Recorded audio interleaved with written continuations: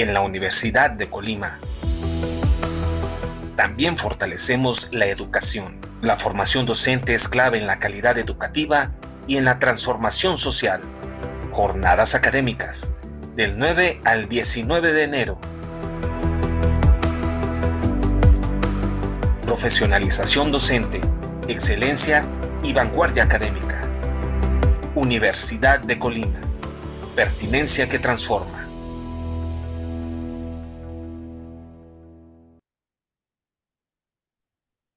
Muy buenos días, tengan todas y todos ustedes. Con el gusto de saludarles y con nuestros mejores deseos en este año nuevo, les damos la bienvenida a la inauguración de las Jornadas Académicas enero 2024, denominadas Profesionalización Docente, Excelencia y Vanguardia Académica. Una de las actividades de las jornadas es precisamente este ciclo de conferencias que lleva por nombre Inteligencia Artificial y Profesionalización Docente. Tendremos 10 conferencias, cada una hablando sobre la aplicación de la inteligencia artificial en diferentes áreas como la salud, la educación, la investigación, la ética, en las artes, en las ciencias sociales, en las humanidades, en los procesos académicos y además de compartir experiencias y desafíos del uso de estas herramientas de inteligencia artificial en la Universidad de Colima. Este ciclo de conferencias junto con los talleres arrancan el día de hoy. Les agradecemos de antemano tener su micrófono apagado y su cámara encendida en todo momento. Les recomendamos también mantener la sesión en vista del hablante para brindarles una mejor experiencia. Presiden este acto de inauguración y damos la bienvenida al doctor Cristian Jorge Torres Ortiz Cermeño, rector de la Universidad de Colima. Gracias por acompañarnos. Está también con nosotros la doctora Marta Alicia Magaña Echeverría, coordinadora general de docencia. El doctor Juan José Contreras Castillo, coordinador general de tecnologías de información. La doctora Xóchitl Angélica Trujillo Trujillo, coordinadora general de investigación. El doctor Carlos Alberto Ramírez Huelvas, coordinador general de extensión. Le damos también la bienvenida a la doctora Susana Aurelia Preciado Jiménez, directora general de educación superior. Al ingeniero Martín Jesús Robles de Anda, director general de educación media superior. A la doctora Ariana Sánchez Espinosa, directora general de posgrado, y la doctora Marta Eugenia Chávez González, directora general de desarrollo del personal académico. Gracias a las autoridades por su presencia. Saludamos a la doctora Dania Lima Sánchez de la Universidad Nacional Autónoma de México, quien impartirá la conferencia inaugural de estas jornadas. Y por supuesto, damos la bienvenida a las y los docentes universitarios de los diferentes niveles educativos, al personal de apoyo académico, a las y los facilitadores de los eventos, directivos e invitados especiales. Muchas gracias a todas y todos por su presencia. Para iniciar, vamos a ceder el uso de la voz a la doctora Marta Alicia Magaña Echeverría, coordinadora general de docencia. Adelante, doctora. Muchas gracias, muy buenos días a todos y todas. Me da un gusto muy grande estar con ustedes esta mañana en el inicio de estas jornadas académicas que se han vuelto una tradición en nuestros espacios universitarios. Quiero agradecer en primer lugar el apoyo irrestricto, amplio que nos da nuestro rector para que estas jornadas tengan la posibilidad de realizarse con todo el formato planeado tan minuciosamente por la Dirección General de Desarrollo Personal Académico. Rector, muchas gracias porque el esfuerzo realizado en este marco de la capacitación para nuestros docentes en la Universidad de Colima nos permitirá que semestre a semestre, y este no va a ser la excepción, tengamos la oportunidad de potencializar los esfuerzos de la búsqueda por un conocimiento de frontera del mejor escenario para poder lograr una enseñanza como la que nuestra institución está promoviendo desde el inicio de su gestión, pertinente y de calidad. Y me da también muchísimo gusto la respuesta que han tenido los facilitadores que participarán en esta en estas jornadas, en esta versión de estas jornadas, porque cada vez son más quienes se suman con sus talentos, con sus capacidades, con sus competencias a la aportación de nuevas fuentes de conocimiento para el claustro de docentes en nuestra institución. Quiero felicitar a la doctora Marta Eugenia Chávez porque la planeación de estas jornadas ha sido estratégica y también muy integral. Es holística, ha cuidado todos los detalles de todas las esferas de la formación del personal docente. Y bueno, quiero decirles que estamos sumando esfuerzos para que todas las funciones sustantivas a las que se deben las instituciones de educación superior puedan verse fortalecidas a través del desempeño de los docentes, de los y las docentes en nuestra institución. Quiero agradecer a quienes serán ponentes y conferencistas, porque seguramente las participaciones que vamos a escuchar de cada uno de ellos también aportarán grandes beneficios para nuestro desempeño como profesores y profesoras en la Universidad de Colima. Iniciamos un nuevo ciclo en nuestros calendarios. Quiero que ustedes sientan la oportunidad de reflexionar en que la tarea que desarrollamos en el marco de la docencia, la investigación, las actividades de extensión y vinculación son de la más alta responsabilidad cuando las ponemos frente al escenario del proceso de enseñanza-aprendizaje. Yo en lo personal he considerado siempre que mi mayor responsabilidad en la institución ha sido cuando estoy parada frente a un grupo y tengo que cumplir un objetivo, y es un objetivo muy noble. Todos nosotros en la institución tenemos un objetivo por demás noble que cumplir, y es el de permitir favorecer, facilitar la formación de los estudiantes, los y las estudiantes en nuestra institución, en cualquiera de los niveles en que nos desarrollamos, nivel medio superior, superior y el posgrado. Incluso esto se da también en la formación de pares a nivel de el proceso de formación de investigadores e investigadoras en la institución. Quiero felicitar que la iniciativa de las jornadas académicas, que ya tiene una larga tradición, haya podido este año concretarse nuevamente, y desear para todos y todas ustedes mucho éxito en este proceso de formación y capacitación que nos brinda la oportunidad la Universidad de Colima de recibir nuevamente. Enhorabuena, y que todo el programa sea exitoso y bien aprovechado por todos y todas ustedes. Muchas gracias, doctora Marta Magaña, por su mensaje. Enviamos un aplauso virtual, pero a continuación vamos a escuchar al doctor Cristian Jorge Torres Ortiz Cermeño, rector de la Universidad de Colima, quien nos brindará un mensaje y hará la declaratoria inaugural de las jornadas académicas enero 2024. Muchas gracias, Edith. Muy buenos días tengan todos y todas ustedes. Lo primero es desearles lo mejor en este año que está iniciando, en esta etapa laboral que estamos reanudando en la Universidad de Colima a partir del día de ayer. Un fuerte abrazo para todas y todos y mis mejores deseos. Y también, como lo decía la doctora Marta Magaña, me da mucho gusto que una de las primeras actividades al regreso del periodo vacacional sea coincidir en alto número. Me pasaban el dato ahorita, alrededor de 1923 registros de participantes tenemos para esta ocasión, lo cual es un número muy alentador y habla de cómo se afianzan, de cómo se fortalecen las jornadas académicas en la Universidad de Colima, que en esta ocasión llevan por nombre Inteligencia Artificial y Profesionalización Docente. Quiero saludar con mucho gusto a la doctora Marta Alicia Magaña Echeverría, coordinadora general de docencia, doctor Juan José Contreras Castillo, coordinador general de tecnologías de información, a la doctora Xochitl Angélica Trujillo, coordinadora general de investigación, doctor Carlos Alberto Ramírez Vuelvas, coordinador general de extensión, a la doctora Marta Eugenia Chávez González, directora general de desarrollo del personal académico, y hago una pausa para felicitar a Marta por toda la coordinación y todo el trabajo que realiza desde su dirección para lograr estas jornadas académicas cada vez con mayores alcances, cada vez más fortalecidas, con mejores horizontes.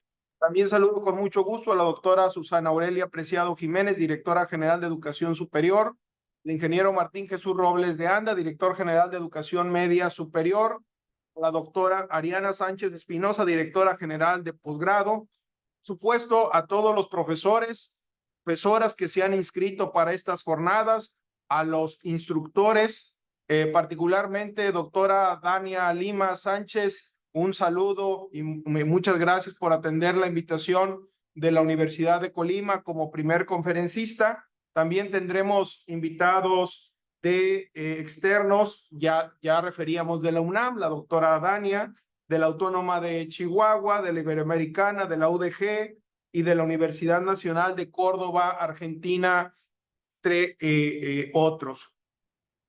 Las jornadas académicas se han convertido en el principal espacio de disertación, diálogo y aprendizaje sobre los temas vigentes que impactan la educación y refuerzan las líneas de trabajo en nuestra institución. Esta edición, bajo el tema Inteligencia Artificial y Profesionalización Docente, un buen número de dependencias coordinadas por la Dirección General de Desarrollo del Personal Académico. Aquí permítanme hacer un comentario que siempre trato de rescatar, el hecho de que estén convocados y participando de alguna manera 4 de las 6 coordinaciones generales que tenemos en la universidad. Ustedes se dieron cuenta cuando dimos la apertura y el saludo a los invitados especiales. Les decía, han unido esfuerzos para ofrecer en todos los campus. Es otro tema muy importante, que no se concentran en el campus central de la Universidad de Colima, actividades que apoyan su preparación, la excelencia y la vanguardia académica.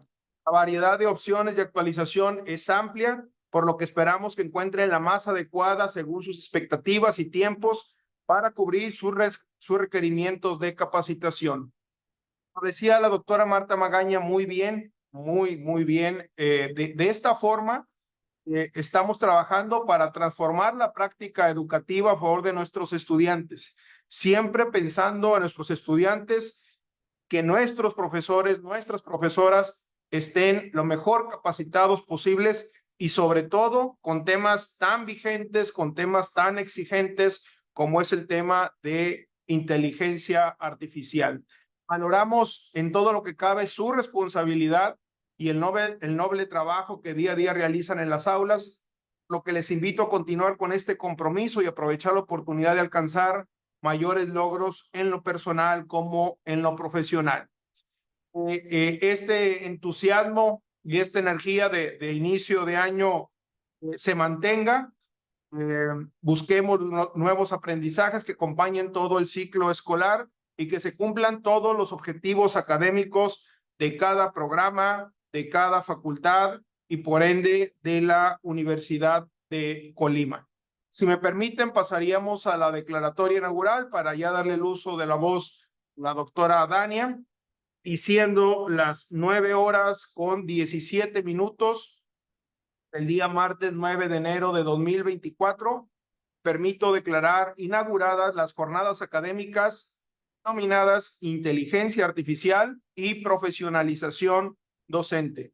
Mucho éxito, muchas felicidades y de nuevo un muy fuerte abrazo por el inicio del año 2024. Muchas gracias por su atención. Muchas gracias, doctor Cristian Jorge Torres Ortiz Cermeño, por su mensaje. De esta manera, damos por inauguradas las jornadas académicas del periodo intersemestral enero 2024. En este momento, despedimos a las autoridades, no sin antes agradecerlos por habernos acompañado. Gracias, rector, por haber estado con nosotros, también por su mensaje y por acompañarnos en este acto de inauguración. Les invitamos a todas y a todos a seguir con nuestra primera actividad, que es la conferencia denominada Impacto de la Inteligencia Artificial en el campo de la salud, con la doctora Dania Lima Sánchez. Muchas gracias a todas y todos. Cedo el uso de la voz al doctor Fabián Rojas, profesor de la Facultad de Medicina, quien moderará esta sesión. Adelante, doctor Fabián. Muchas gracias, buenos días a todos y bueno, el día de hoy me corresponde ser el moderador en esta charla titulada y quien será impartida por la doctora Diana Nimbre Lima Sánchez. A continuación me permitiré dar la presentación de nuestra ponente. La doctora Lima es médica cirujana, egresada de la Facultad de Medicina de la Universidad Autónoma de México, especialista en psiquiatría, sede Hospital el Fray Bernardino Álvarez, con un diplomado de alta especialidad, clinimetría e investigación aplicados a la psiquiatría, una maestría y doctorado en ciencias médicas avalada por la UNAM, Ha participado en más de 140 congresos nacionales e internacionales, cuenta con 24 publicaciones de artículos, memorias de congresos y libros académicos. Es miembro del Sistema Nacional de Investigadores y sus líneas de investigación son aplicación de la inteligencia artificial en medicina, resiliencia y empatía en personal de la salud, metaanálisis y análisis multivariado. Es profesora de las asignaturas Salud Digital 1 y 2, Introducción a la Salud Mental. Actual funde como académico de tiempo completo en el Departamento de Salud Digital de la Facultad de Medicina, donde ha sido candidata al nivel máximo de desempeño académico PRIDE, nivel D. Es un honor, doctora, tenerla aquí en las jornadas académicas y le cedo la palabra para su presentación. Bueno, pues la verdad es que mucho gusto por la invitación. Estoy de verdad muy contenta de estar con ustedes. Siempre es bonito estar conviviendo con otros padres académicos de otros estados y, por supuesto, trabajar en conjunto, ¿no? Para fortalecer la enseñanza. Voy a compartir la pantalla. Y mucho de lo que vamos a ver, yo creo que a lo largo de todas las jornadas van a recalcarlo un poquito y tiene que ver justo con las aplicaciones de este boom que hemos tenido, yo creo que en los últimos 6 meses de manera más importante, especialmente con ChatGPT, que es como la inteligencia artificial que más ha hecho pues este pico en uso. Y algo que es muy importante, y yo lo voy a ver desde el sector de la salud, es la aplicación de inteligencia artificial, que yo creo que nos va a tocar a nosotros empezar a trabajar con ella y a nuestros estudiantes. El gran reto de integrarla a las actividades clínicas y que definitivamente eso es algo que va a pasar, no es algo que vamos a esperar 2, 5, sino que ya está pasando y que solamente se va a potenciar cada vez más. Entonces, uno de los objetivos de la sesión de hoy es hablar de los principales retos de los profesionistas de la salud, uno de los cuales es la alfabetización digital. Tenemos que siempre considerar que esto es como la herramienta que vamos a utilizar en el futuro y en el presente y que vamos a tener que adaptarla y adoptarla a nuestra práctica tanto de enseñanza en las universidades como en la práctica clínica. Y muchos de estos retos, los vamos a ver a lo largo de la sesión, tienen que ver con aspectos que también se van a revisar en otras sesiones, como la ética, ciertos sesgos que tiene la inteligencia artificial, cierta falta de accesibilidad a toda la población. Y un poco de esto se ha visto, de alguna manera, la inequidad que existe también en cómo se va formando la inteligencia artificial. En la inteligencia artificial se considera que es una de las áreas más prometedoras en el ámbito de la salud con respecto a mejorar tanto diagnóstico, tamizaje, pronóstico, tratamientos, hacer la medicina personalizada, que finalmente es a donde vamos, a la medicina centrada en el paciente, y que mucho de esto se fortaleció a partir de la cuarta revolución industrial, es decir, el desarrollo de esta inteligencia artificial no nada más para hacer inicialmente diagnósticos, por ejemplo, basados en imagen, sino con la posibilidad de aumentar la calidad de vida de manera global y la calidad de la atención, mejorando la seguridad del paciente y mejorando también la eficacia del tratamiento. ¿De qué nos apoyamos para utilizar inteligencia artificial? Mucho el conjunto de grandes bases de datos que ya están disponibles, que ya están digitalizadas, y el aprendizaje de máquinas. Voy a hacer un poquito una breve introducción sobre ciertos conceptos de inteligencia artificial y sobre alfabetización digital. La alfabetización digital es lo que estamos haciendo justo ahora. ¿Qué quiere decir? No nada más se trata de que yo sepa que existe, sino tengo que adaptarme a esta nueva complejidad que implica la inteligencia artificial y que es buscar, comprender y evaluar la información en salud obtenida a través de la tecnología. Nosotros vamos a ser usuarios de tecnología, pero también tenemos que ser usuarios críticos y tenemos que ser usuarios que además creen nuevas necesidades y hagan que la tecnología se adapte siempre a la persona, no al revés. Implica también aplicar los conocimientos adquiridos en nuestra vida diaria con fin de abordar o resolver problemas de manera más eficiente, especialmente relacionados con la salud. Y también va a formar pacientes, y eso ya lo vemos todos los días, pacientes más activos en la autogestión de su salud. ¿Qué queremos? Que darles esta alfabetización no nada más es para el médico, es también para el paciente y tenemos que darle mayores herramientas para que tengan un estilo de vida más saludable, hacer prevención y puedan incluso monitorizarse mejor. Mucho de la medicina va hacia empoderar al paciente, en darle herramientas para que pueda entender mejor el proceso de salud y enfermedad y pueda de alguna manera también prevenir cualquier complicación. La inteligencia artificial no es algo nuevo, aunque ahorita fue como el boom, en realidad es algo que lleva bastante tiempo, podemos hablar incluso de 1937 con la creación de el artículo de Alan Turing sobre números calculables, donde creó la primera máquina que formalizó el concepto de algoritmo. Algoritmo hay que entenderlo como un proceso de toma de decisiones en donde la máquina va a elegir cuál va a ser la decisión más adecuada y que sería el precursor de los sistemas digitales. Esto nos llevó también a empezar a trabajar en los 80s, incluso con las primeras computadoras que tomaban decisiones, especialmente con el ajedrez, fue el primer reto que hicieron ellos para tomar decisiones al algoritmo. Y por ahí recordarán algunos que la primera inteligencia artificial que trabajó con algoritmos de toma de decisiones fue en un concurso de Jeopardy, donde ponían a la computadora a contender con sus cursantes y finalmente ganó. Y la última, y bueno, no la última, pero de alguna manera las más recientes son las redes neuronales.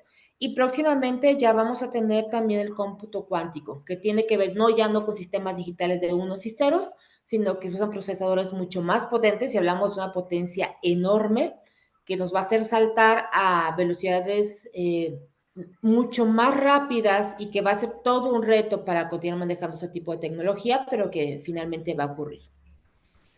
La inteligencia artificial en salud no es una entidad aislada, pertenece a las tecnologías aplicadas al sector salud. Uno de los grandes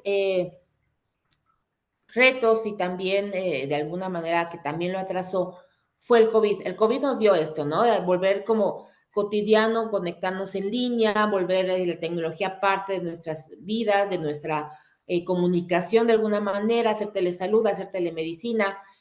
Y eso también potenció el hecho de que ciertas partes de, por ejemplo, salud digital que se encontraban como detenidas por continuar con un modelo más tradicional, de pronto hicieron un boom en todos los aspectos.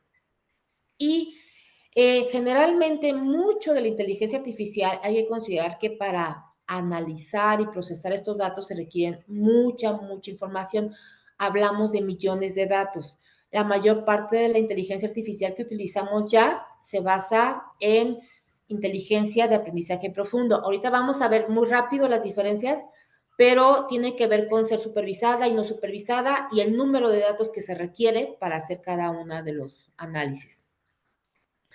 Algo bien importante, parte de la tecnología en la salud ya está implementada por parte de la OMS como los 8 principios rectores sobre transformación digital del sector salud. ¿Qué quiere decir esto? La idea de la OMS y de la OPS es que la tecnología se aplique en la salud con fines de mejorar la atención. Y hay retos que tenemos en los próximos 10 años y que México forma parte de la OPS y que también tiene como parte de sus compromisos asegurar la conectividad universal para el sector salud para el 2030, co-crear bienes de salud pública digitales por un mundo más equitativo. Vamos a ver que eso es un gran reto, pero que es necesario. Acelerar hacia una salud digital inclusiva con énfasis en los más vulnerables. Implementar sistemas de información y salud digital interoperables, abiertos y sostenibles, transversalizar los derechos humanos en todas las áreas de la transformación digital en salud, participar en la cooperación mundial sobre inteligencia artificial y cualquier otra tecnología emergente, establecer mecanismos de confianza y seguridad de la información en el entorno digital de salud pública y diseñar la arquitectura de salud pública en la era de la interdependencia digital. Para allá vamos. La idea es justo que esto no es algo que esté solamente en ciertos países, sino que es un reto, especialmente en Latinoamérica, crear redes de comunicación y redes de interoperabilidad, es decir, sistemas de salud que se puedan comunicar unos y otros y compartir la información para crear algoritmos de toma de decisiones en base a nuestra propia población. Es un gran reto y es algo que vamos a ver que es importante. Mucho de la inteligencia artificial, digamos que hay dos grandes rubros, que es el método de aprendizaje tradicional o supervisado. Este método es el que utilizábamos anteriormente de una manera más frecuente por el número de datos disponibles. Requiere menos datos que tengamos capturados. Con datos me puedo referir a imágenes, a diagnósticos, a expedientes clínicos, a genómica, toda esta parte son datos. Entonces, generalmente yo un dato lo tengo que preprocesar, es decir, yo tengo que decir, esta imagen corresponde, ahorita lo vamos a ver, a una enfermedad. Después de esto, y darle una etiqueta a cada uno de estos datos y decirle a la inteligencia, oye, con este dato necesito que si te sale algo parecido, le pongas esta etiqueta también. Y luego, cuando pongo a los datos a entrenar, supervisarlo y validarlo con el gold estándar. El gold estándar siempre van a ser los clínicos. Mucho de este procesamiento, el ejemplo más accesible que tenemos es el procesamiento de imágenes y es donde se ha trabajado más y es donde de verdad tenemos los mejores rendimientos en cuanto a exactitud, es decir, cuántos casos realmente detecta reales, por así llamarlo, y tiene que ver con que empieza a hacer clasificación de imágenes. Todos vemos en Google que, por ejemplo, nos detecta ya nuestro rostro y dice, ah, sí, sí, latino, sí soy yo, ¿no? Bueno, esto mismo se utiliza para hacer extracción de características de imágenes médicas y clasificar con patología y no patología. Uno de los ejemplos más característicos son los fondos de ojo, por ejemplo. Las tomografías, ahí todavía la exactitud no es tan buena, pero el fondo de ojo, como son imágenes muy parecidas entre sí, son bastante excelentes. ¿Cuáles son los limitantes de este modelo de inteligencia artificial? Que requiere preprocesamiento de ingeniería y médico, mucho preprocesamiento. Los datos deben tener el mismo formato. Generalmente los datos, él no te dice, ah, detecté esta venita que es característica de retinopatía diabética. No, simplemente dice, eso tiene diabetes. No sabes qué toma en cuenta, que también es un poquito complicado porque no sabes qué parámetros fue para los que clasificó o no. Y las ventajas es que no requiere un gran número de imágenes y una vez que se establece el algoritmo puede funcionar de manera automática. En el Departamento de Salud Digital utilizamos un algoritmo de procesamiento de imágenes para justo detectar alteraciones de fondo de ojo de retina. A diferencia del aprendizaje profundo, el aprendizaje profundo no requiere supervisión. Nosotros no tenemos que decirle, esto es un ojo, esto es una persona, no requiere etiquetarse cada una de las imágenes de manera, por así llamarlo, manual. Utiliza múltiples capas lo llamamos redes neuronales, es decir, la primera capa a lo mejor detecta mancha, la segunda colores, la segunda límites, y al final se agrega una última capa que dice, bueno, quiero que me encuentres esta característica. No se diseña, aprende automáticamente y son ejemplos de redes convolucionales. ¿Qué quiere decir? Que el algoritmo da vueltas y vueltas de manera iterativa y empieza a hacer detección de pequeñas diferencias. ¿Cuáles son las limitantes? Hablamos para estos aprendizaje profundo, son los que usan las redes sociales porque tienen cientos de miles de datos. Para el otro, a lo mejor requerimos 1,000, 2,000, 3,000 imágenes, que serían chiquitas, sería un poquito, es un número muy pequeño para inteligencia artificial.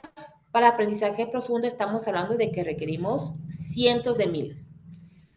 No se tiene que realizar preprocesamiento y mucho de estos cientos de miles es lo que maneja, por ejemplo, todos los buscadores, todas las inteligencias artificiales comerciales están usando aprendizaje profundo. Eventualmente supervisado, pero no de esta manera. Este es un ejemplo para ver inteligencia artificial, para hacer diagnóstico de alteraciones de fondo de ojo de retina. Y lo interesante es que no nada más la exactitud es muy buena ya para la mayor parte de los algoritmos para detectar alteraciones de fondo de ojo, es decir, con una cámara incluso no midriática que nada más tome la imagen, se puede hacer ya diagnóstico si tiene alteración o no. Donde ya baja un poquito la exactitud es para hablar de qué alteración. Este es un protocolo que se hizo con 10 alteraciones, enfermedades de retina, y donde clasificaba cuál tipo de alteración podría ser. Para ello toman qué tan exacto es el modelo y al final lo comparan con lo que diría un oftalmólogo. Y la verdad es que en cuanto a patología y no patología se acerca mucho, y donde ya tiene errores es en la parte de cuál sería el diagnóstico. Pero estos modelos están mejorando bastante. Ya incluso hay laboratorios privados como Lab que los está promoviendo. Ellos compraron una red neuronal para hacer estos diagnósticos, y esto también se puede hacer dentro de un sistema pues relativamente sencillo, entre comillas, con imágenes, por ejemplo, de pacientes de primer nivel. Esto nada más es para que vean lo que es aprendizaje de máquina, que sería el aprendizaje supervisado, donde alguien hace la extracción de características, se clasifica y se puede decir que se va a referir o no referir como paciente. Y el aprendizaje profundo, donde yo no sé qué ocurre en medio. Esta es una crítica también porque es una caja negra donde no vamos a saber qué detectó la inteligencia artificial y que requiere millones de datos. ¿Y a dónde vamos? Yo creo que el boom, y todos hemos escuchado de la gran preocupación, yo creo que como docentes fue, ¿y qué vamos a hacer con los alumnos cuando empiezan a usar ChatGPT para hacer todas las tareas, no? Y hay que decir que este fue el boom, pero los chatbots llevan desde el 94 siendo creados. Mucho de la idea, y creo que fue de los primeros como acercamientos que tiene con inteligencia artificial, fue por medio de texto.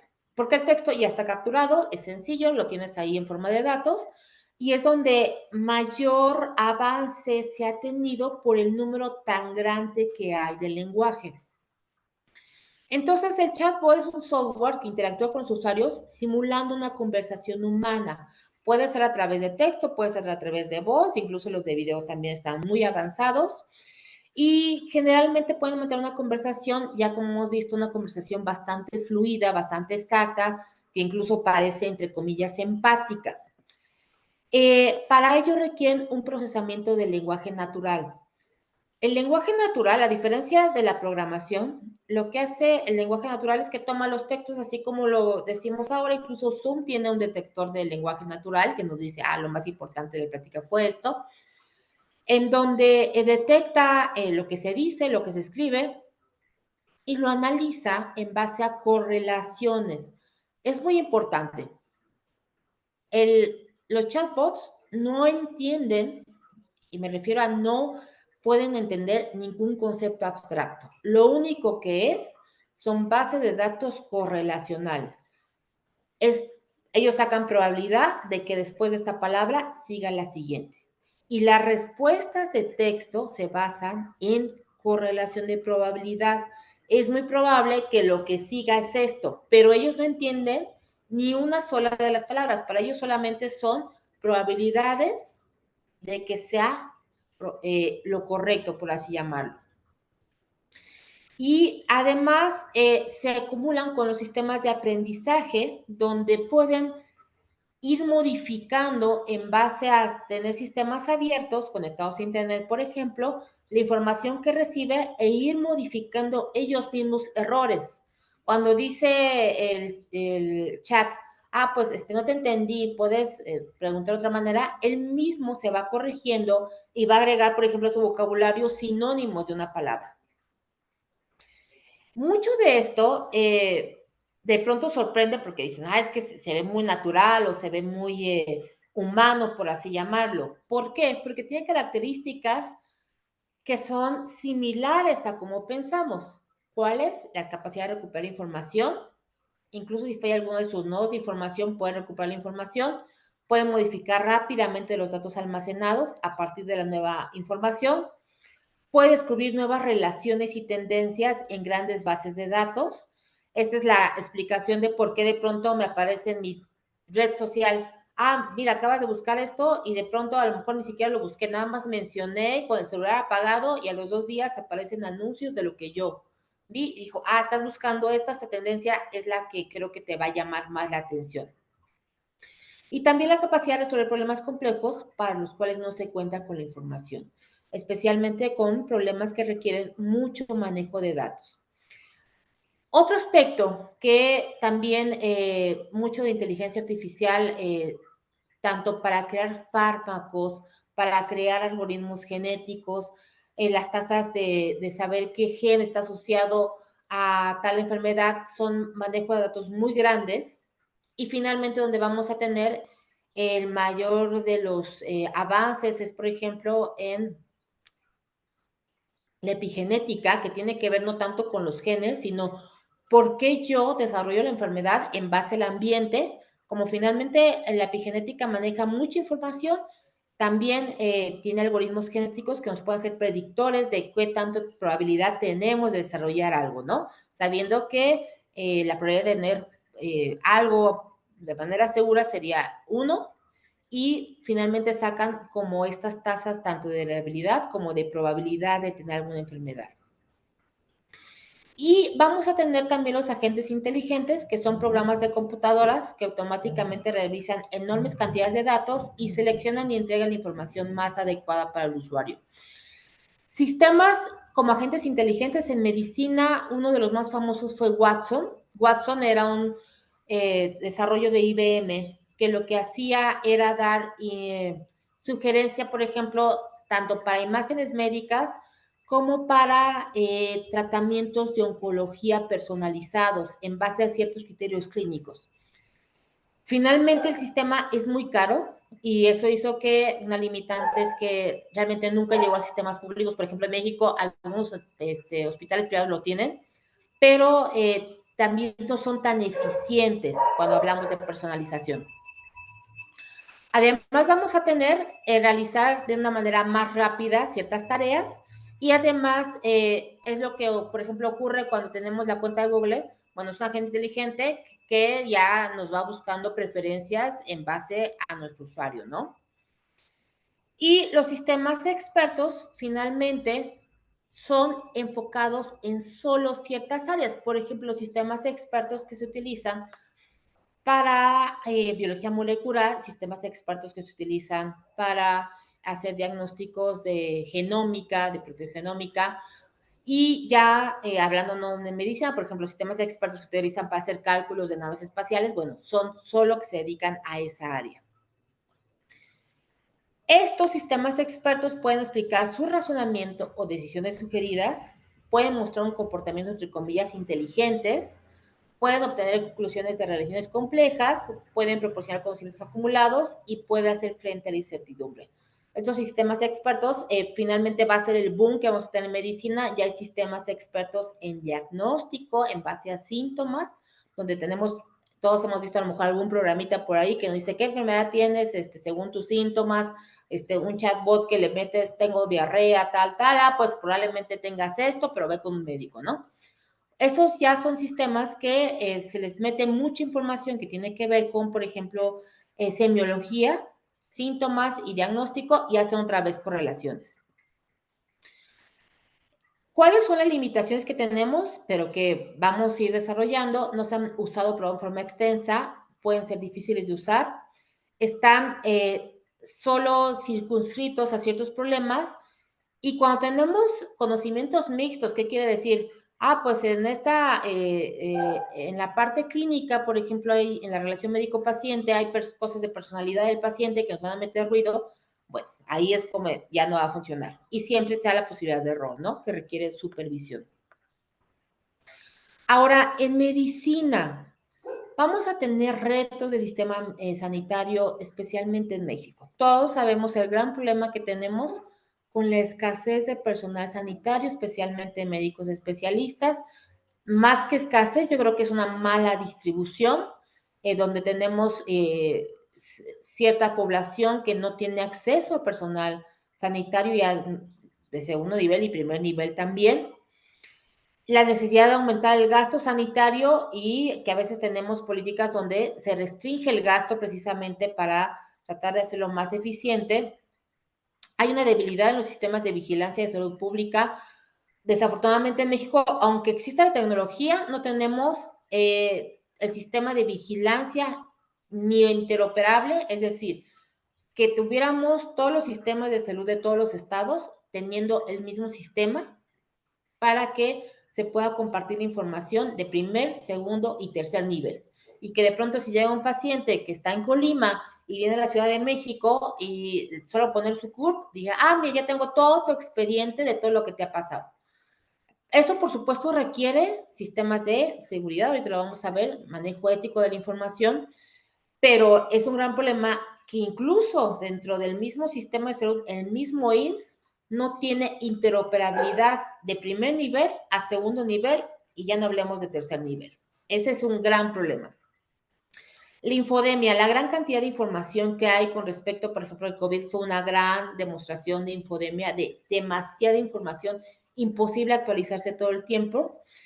Y mucho de la tecnología tiene como fin ahorrarse costos de transporte profesionales, en muchos casos, mejorar la logística. Ahorita que tenemos la farmacia que va a dar distribución a todo el país, pues sí es factible, pero requiere obviamente también inversión en cuanto a robotizar muchos procesos para hacerlos más eficientes, ¿no?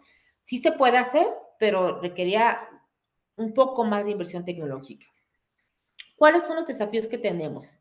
Y estos son desafíos que no nada más se presentan en medicina, se presentan en todas las áreas, éticos, jurídicos, comerciales, sociales, transnacionales, y preservar autonomía y equidad. Vamos a ver que es un gran reto.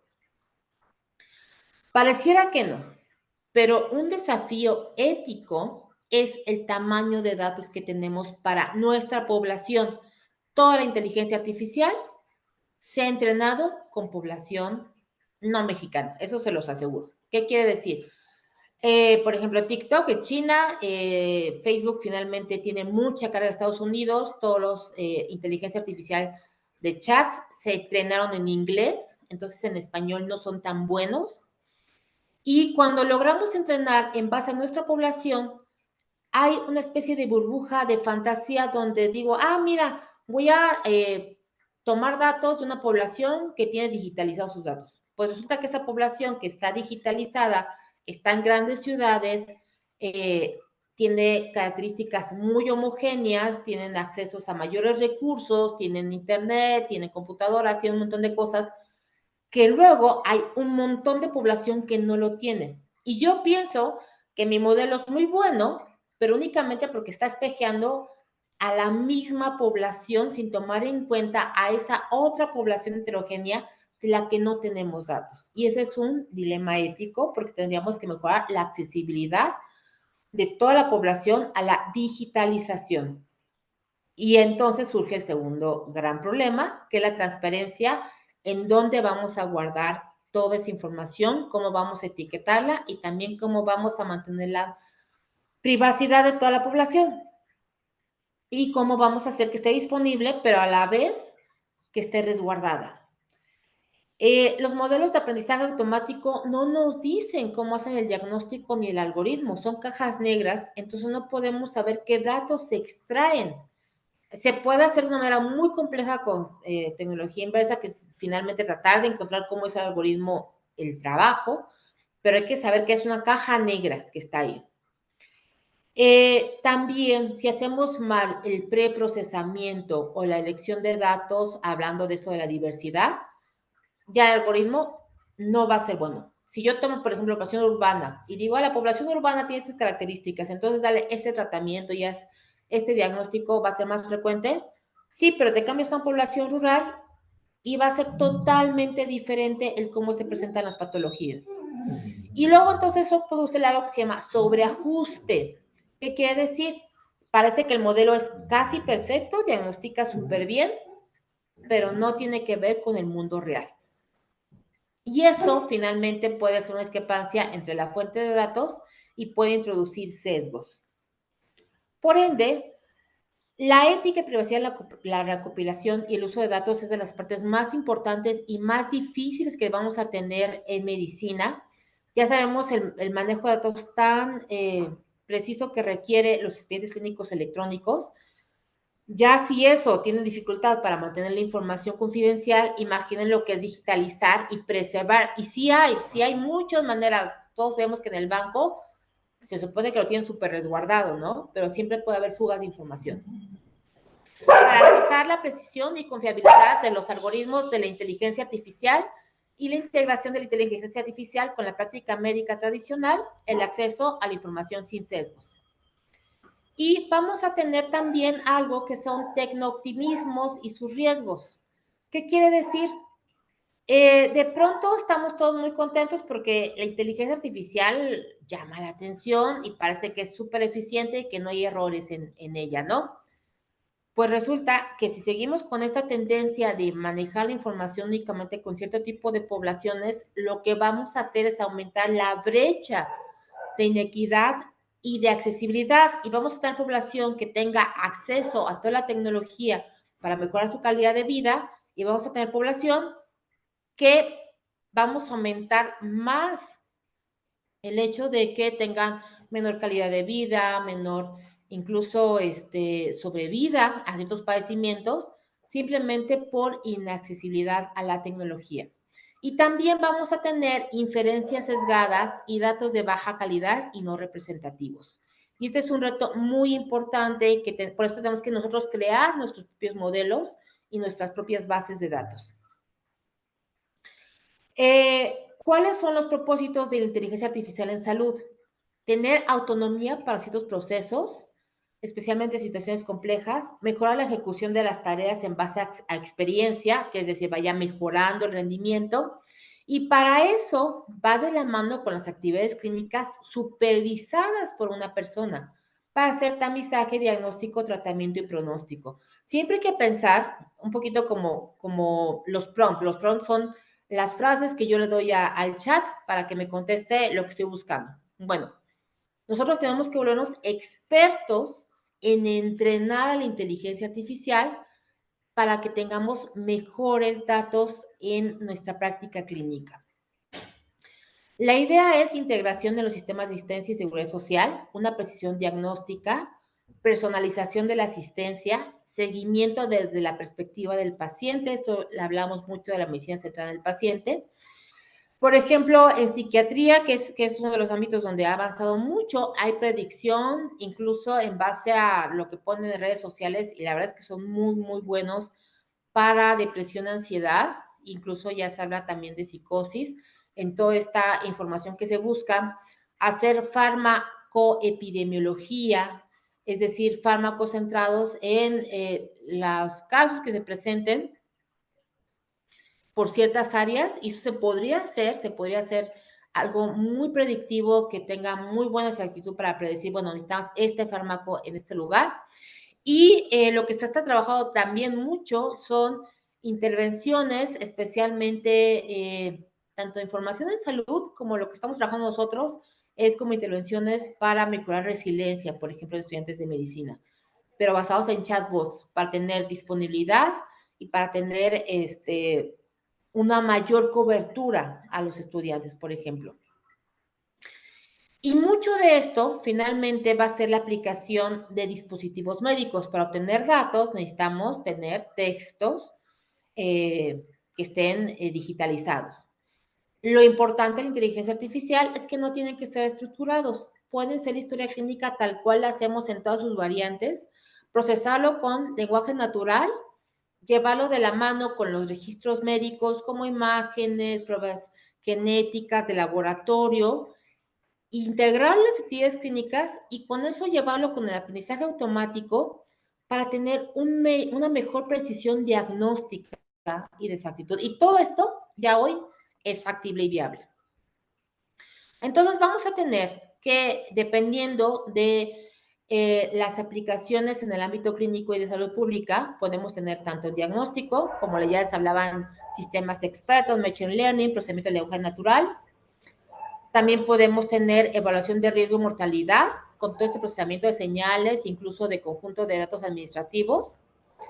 Predicción de brotes de enfermedades y vigilancia, y eso se ha visto a través del Zika, por ejemplo. Y planeación y políticas de salud. Generalmente, y esto lo vamos a ver, por ejemplo, en Sudáfrica, para predecir la duración de estancia de los trabajadores sanitarios en comunidades desatendidas. ¿Cuánto tiempo tengo que mandar a alguien para que esté ahí en esa comunidad? ¿Cuáles son las comunidades que tienen mayor riesgo? Todo esto es factible. Y finalmente lo único que necesitamos es tener esos datos y hacer el análisis. ¿Cuáles son los futuros a 5 o 10 años, no? Estamos, y el gran reto de México es formar la legislación, que todavía no está, integrarlos en los sistemas de evaluación de salud, formar alianzas de profesionales con la industria tecnológica. Sí va a tener que hacerse una alianza finalmente con el desarrollo de tecnología, la tecnología a distancia, que es el gran reto, es decir, tener ya al paciente con su automonitoreo de signos vitales, que él se los pueda tomar, que pueda tomar la consulta a distancia y que la exploración sea un poquito, entre comillas, autoexploración, es decir, vamos a tomar tu frecuencia cardíaca, vamos a ver tu electrocardiograma, tener cada vez sistemas mucho más fáciles, móviles, para que ellos tomen sus signos vitales o sus incluso estudios, y generalmente empezar a desarrollar servicios de solución de inteligencia artificial de manera pública y con datos especialmente latinoamericanos, que creo que ese es un reto. No habrá solamente, incluso dado que compartimos cierta característica con Latinoamérica, eso nos daría mayor volumen de datos, pero también dentro de México trabajar con nuestra población. Y eso implica, por supuesto, capacitar. No hay que pensar que esto no nos va a tocar a nosotros, incluso en el ámbito de la universidad nos toca, pero como profesores ya nosotros damos estos temas. Yo a mis alumnos les digo, sí, usen ChatGPT y lo que vamos a aprender a usar es cómo hacer los prompts adecuadamente para que les den las respuestas que ustedes necesitan para hacer más eficiente su trabajo en educación. No lo voy a usar porque va a ser copiar el tarea. No, úsalo, pero hay que pensar que es como la calculadora. A lo mejor sí, de pronto ya mucho nos falla hacer las sumas y restas, pero la incorporamos a nuestra actividad. También tenemos que identificar los perfiles de los formadores o profesores que nosotros trabajamos en departamento con ingenieros de la mano del profesor clínico para dar la clase, precisamente tomando en cuenta esta necesidad de tener este bagaje tecnológico, y promover puntos de encuentro entre profesionales de la industria tecnológica y los profesionales de la salud para apoyar a los pacientes. Las barreras, como siempre, van a ser financieras, culturales, esta tendencia a la adopción, a decir, no, esto no lo quiero, no, siento que nos va a hacer mal. Incluso lingüísticas, como les decía, el hecho de que tengamos diferentes formas, incluso en México, de hablar. También tenemos que entrenar modelos, por ejemplo, de lenguaje natural de esa manera. La alfabetización digital de la que ya hablamos, que es justo lo que estamos haciendo. Un gran reto va a ser seguridad de los datos y mantener la privacidad, especialmente por ser datos médicos. Y mucho de eso es, por ejemplo, las normas y la interoperabilidad. Hay dos tipos de tendencia. Uno es la tendencia de normarlo de manera estricta. En Europa, por ejemplo, son de las normas más estrictas que tienen, incluso hay ciertas prohibiciones para aplicar inteligencia artificial a ciertas cosas.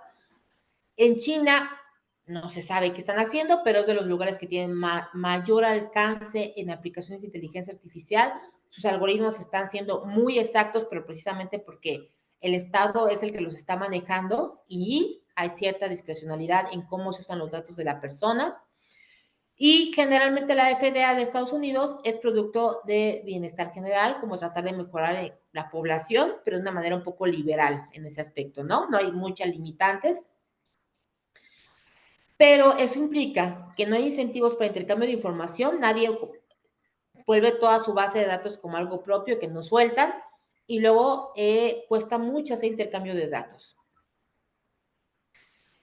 ¿Cuáles pueden ser las implicaciones? Eso es un artículo donde se habla de que aproximadamente el 35% de los profesionales en el área de la salud Algunas de sus actividades van a verse mermadas en los próximos 10 a 20 años. La dificultad para la integración y desplazamiento en áreas de información digital, especialmente donde se ha visto que hay mucho avance y que los modelos de inteligencia artificial están siendo muy buenos, es en imágenes de radiología, de patología, donde los diagnósticos están siendo muy exactos. Entonces, a lo mejor hay que pensar en que más que desplazarlos, pues hay que adoptarlos y empezar a trabajar en conjunto con. Y que se van a crear nuevos puestos para expertos en inteligencia artificial y cómo desarrollar estas áreas en la salud, ¿no? Finalmente hay que pensar que a lo mejor en el hospital próximamente, en los 10, 20 años siguientes, va a haber alguien que se encargue de modelar inteligencia artificial y de ajustarla. Mucho entonces de las conclusiones es que hay que pensar que la inteligencia artificial va a cambiar y está cambiando la atención en el ámbito de salud y vamos a tener desafíos éticos que nos van a llegar, que vamos a tener que abordarlos y aprovechar las oportunidades para mejorar la atención médica. De verdad que esto es como de, pues vamos a tener que subirnos a la ola y literal surfear con lo que podamos, porque va a llegar y si no nos vamos a ahogar y finalmente lo que vamos a aumentar si no lo adoptamos es una brecha mucho más grande en cuestión a accesibilidad y calidad de la atención. Y es justo un reto, ¿no? De tener que subirnos y decir, no, tenemos que ir arriba y empezar a formar tecnología en este ámbito. Esto sería un poquito, pues, lo que tengo para compartirles. Dejo mi correo de la Facultad de Medicina. Yo estoy en el Departamento de Salud Digital de la Facultad de Medicina. Estoy justo trabajando en colaboraciones con otras universidades para hacer modelos predictivos tanto de depresión y ansiedad de estudiantes. Y bueno, ahí está la invitación abierta. Siempre estamos contentos de trabajar con otras universidades en el departamento justo para aumentar esta eficacia y eficiencia en el manejo de datos y cómo podemos potenciar el trabajo en conjunto. Y bueno, por mi parte sería todo. Muchas gracias, doctora Lima. A continuación iniciaremos la sesión de preguntas, algunas hechas realizadas en el chat. Dentro de la primera sería, de sus modelos predictivos que acaba usted de mencionar, que es una de sus líneas de investigación, la pregunta radica en si existe ya algún modelo predictivo o algún sistema en el cual se puedan ya realizar diagnósticos para enfermedades específicamente, pues las crónicas degenerativas que impacten a la salud pública, ya con una medición de sensibilidad y especificidad y qué porcentaje, si ya hay alguna publicación del personal de salud en las diversas áreas del país o a nivel mundial que lo utilizan. Nosotros mismos hicimos una aplicación que se llama Daya, incluso si quieren mandarme el correo, les puedo mandar el artículo. También lo que hicimos fue hacer una toma de imágenes de un centro de salud de la Ciudad de México, de fondo de ojo, con incluso son cámaras no mediátricas, que quiere decir nada más tomar la foto, y lo que hicimos fue ya algoritmos para hacer diagnóstico de patología de fondo de ojo sanos contra no sanos. Y también la idea era hacer diagnóstico sobre qué tipo de patología. Entonces, ahí la exactitud fue más del 95% para detectar tanto la sensibilidad. La verdad es que entre sanos y no sanos fue muy buena, donde ya teníamos, bajaba muchísimo ya bajaba más del 60% de sensibilidad, que la verdad es bastante pobre con respecto a diagnóstico diferencial entre retinopatía diabética, hipertensiva, glaucoma o sugerencias de glaucoma, y lo que vimos que tiene que ver un poquito con necesitar más imágenes. Entonces, en esos aspectos les puedo decir que conforme imagen, la especificidad y sensibilidad está siendo para tamizaje más alta que si fuera de un médico general. No han llegado a nivel de oftalmo, pero sí ya nos serviría para que hicieran por lo menos el tamizaje de patología de fondo de ojo, por ejemplo. Hay muchos artículos en este aspecto y hay un desarrollo ahí de la Facultad de Medicina, que es lo que hacíamos nosotros, y también dentro de hospitales como el Conde de la Valenciana, también tiene algoritmos de detección. Muy bien. La segunda pregunta, doctora, que implica una de las barreras del uso de la inteligencia artificial en la salud, es que en México contamos con la norma la 024, en donde nos hace mención de la información de los registros electrónicos para la salud. Pero a su vez, la Ley General de Salud en materia de investigación no hace mención de las investigaciones utilizando inteligencia artificial. ¿Se ha considerado o esta información se podrá realizar en proyección a futuro acorde a estos lineamientos? Sí, qué bueno que mencionan. Justo el jefe de departamento de Salud Digital, el doctor Alayola, hace unos 15, 20 días fue al Senado precisamente porque se está haciendo una modificación y un proyecto de ley precisamente para la aplicación de salud digital. Estamos hablando de que ahora mismo la inteligencia artificial es alegal, no está normada. ¿Por qué? Porque no la prohibieron. Incluso un gran problema que tuvimos con el COVID es que la telemedicina, aunque estaba normada como auxiliar para interconsultas con un médico presente. Y ya saben que eso fue un gran reto, porque no estaba prohibido que el médico viera solo al paciente, pero tampoco estaba normado. Entonces simplemente se aplicaron los principios de buena práctica, de bueno, tú sigue como si fuera presencial y todo lo demás se aplica. La normativa de manejo de datos ya está, yo creo que en este sexenio no va a pasar, sino que probablemente entre ya el siguiente, como una propuesta para cómo normamos esto.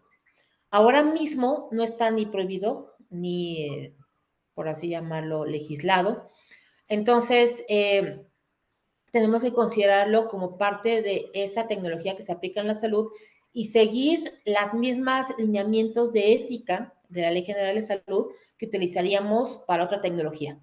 Es decir, manejo de confidencialidad, de privacidad, de secrecía de datos, exactamente igual. Y no toma en cuenta ciertas características de inteligencia artificial como es el uso masivo o que nos pida, oye, ¿cómo hiciste ese diagnóstico? No, pues no te puedo decir porque es una caja negra la inteligencia artificial.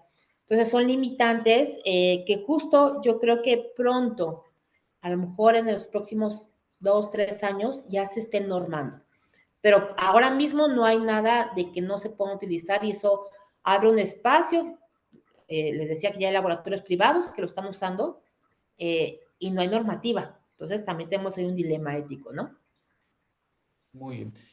Otra de las preguntas respecto a los aspectos éticos es que se mencionó de los sistemas de información que utilizan nuestro sistema de salud en el uso de los expedientes electrónicos como el acceso de los datos personales, y si esto pudiera ser un riesgo al intervenir una inteligencia artificial para el procesamiento y el aumento de la eficacia en la atención oportuna de cada paciente. Sí, sí lo es. Y el ejemplo más claro es, por ejemplo, las redes sociales, ¿no? Nosotros estamos cediendo para un fin comercial un montón de datos personales y simplemente ponemos, sí, sí, estoy de acuerdo, estoy de acuerdo, estoy de acuerdo. Entonces, ahí el manejo de datos tiene que ser todavía más estricto. Hay mecanismos para tener seguridad, incluso se llama blockchain, es decir, yo puedo saber exactamente cuál es el camino que siguen los datos y dónde se fugó la información. Y tengo como unas especies de señalizaciones de por aquí pasó esta información y perdimos información en este lado. Entonces, la tecnología sí la hay. Y eso, nosotros hicimos también un desarrollo de expediente clínico electrónico para la Clínica de Salud Mental de la Facultad de Medicina, que tiene ya todos estos ítems de seguridad.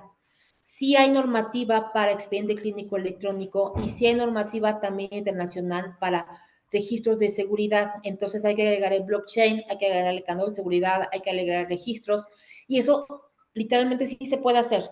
Entonces lo único es pues acercarse a justamente esta parte de ingeniería, que es la que supervisa esta área, ¿no? Y yo creo que sí, muchos de los fines benéficos de manejar inteligencia artificial serían adecuados y sí hay candaditos para asegurarnos de que no se pierdan, ¿no? Que no se usen con malos fines, por ejemplo. Otra de las preguntas que realizan es, derivado que en nuestro país no somos uno de los primermundistas en el acceso a las tecnologías de la información o el acceso a Internet, ¿qué limitantes se pudieran ver en la infraestructura tecnológica, específicamente en las áreas de la salud, para la integración de la inteligencia artificial, como lo hacen ya países de primer mundo? Yo creo, hay una parte que en México es como ambivalente, ¿no? Es como la salud. Tenemos cosas de primer mundo y de tercer mundo, ¿qué es? Tenemos el mayor número de celulares por persona. Entonces, estamos teniendo como 2 celulares por cada persona en población. Y la mayor parte de esos celulares tienen conexión a Internet, que no necesariamente se usan para fines adecuados para la población, generalmente es para redes sociales. Entonces, sí tenemos una gran cobertura.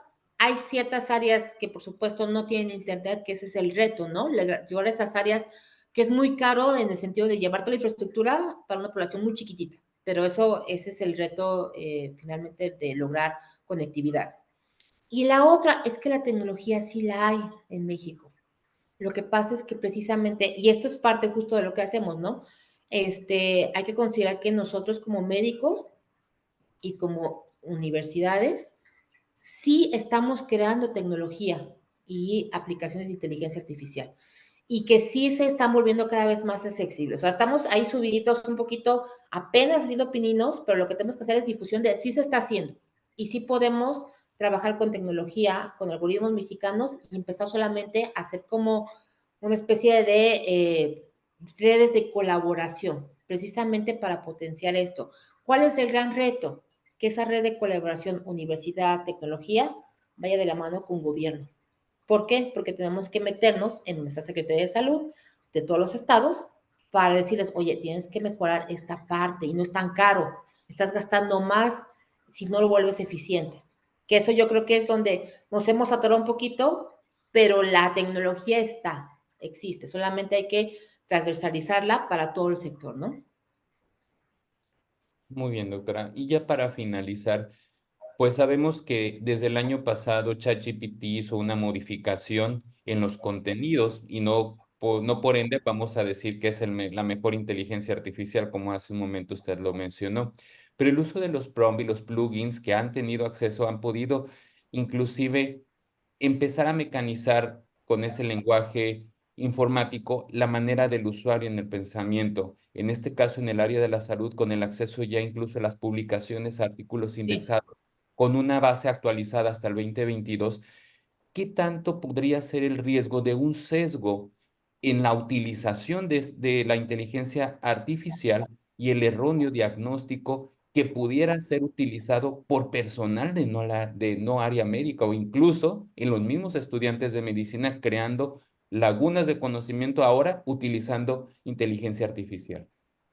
Justo es el reto, ¿no? Y por eso hacía yo tanto hincapié en la alfabetización digital. Los médicos, como en muchas otras áreas, vamos a tenernos que volvernos maestros, porque no vamos a evitar que los pacientes agarren ChatGPT y le pregunten, oye, tengo estos síntomas, me va a dar diarrea, me voy a morir, tengo cáncer. No se puede evitar, y eso ha pasado desde Google. El doctor Google que daba diagnósticos. La información confiable y verificable sí está, y lo que tenemos que trabajar es en enseñar a los estudiantes a hacer las preguntas correctas, volverse fronteros, por así llamarlos. Es decir, tengo que volver al estudiante un futuro médico que sepa cómo buscar la información correcta, cómo buscar la pregunta correcta y cómo verificar que la información está ahí. Porque el sesgo no va a ser creado por la inteligencia, va a ser creado por las preguntas incorrectas. Entonces, el gran reto, y eso es lo que a veces ocurre con la inteligencia artificial, que empieza como a degenerar, porque la alimentan con cosas que no tienen nada de coherencia. Y entonces empieza a dar respuestas muy extrañas, agresivas o xenófobas, o toda esta parte que siempre ocurre cuando dejan la inteligencia artificial libre. Entonces, el asunto es más bien que nosotros tenemos que evitar ese sesgo haciendo las preguntas correctas, y el gran reto va a ser enseñarle a los estudiantes y a los pacientes dónde buscar las respuestas correctas, ¿no?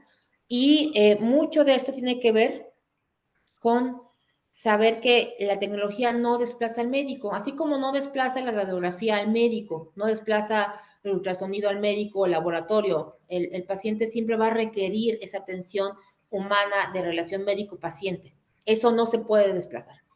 y lo que tenemos que simplemente potencializarnos con las preguntas correctas y trabajar mucho con los estudiantes. Sí es simple, o sea, suena feo, pero sí úsalo, nada más que te voy a estar supervisando de qué le preguntas y qué tanto le crees. Yo les digo a los estudiantes, lo peor que pueden hacer es preguntarle a ChatGPT algo que ustedes no saben, porque les dice muchas mentiras y las toman completas. Entonces tienen que preguntarle lo que sí pueden verificar, que sí saben. Muchísimas gracias, doctora Lima. Y pues bueno, derivado a la premura del tiempo, en el chat hemos compartido el contacto de la doctora por si quieren extender alguna de sus dudas o extender más esta área de conocimiento en esta interesante intervención que ha hecho la doctora. Y a través de la Universidad de Colima otorgamos la presente constancia a la doctora Dania Limbia Lima Sánchez como conferencista en el impacto de la inteligencia artificial en el campo de la salud en las jornadas académicas de la Universidad de Colima, que tienen como el título Profesionalización del Docente, Excelencia y Vanguardia Académica en la Inteligencia Artificial, donde es firmada por la doctora arquitecta Marta Eugenia Chávez González, quien es la directora general de Desarrollo Personal Académico. Doctora, muchísimas gracias por su disertación. Y bueno, aquí a los asistentes agradecemos nuevamente su asistencia en continuar con las conferencias que serán derivadas a este tema que en las diversas aristas, no solo de la salud, sino el resto de las áreas en las cuales son ustedes expertos, han sido un área de oportunidad. Agradecemos nuevamente su asistencia y que tengan un excelente día.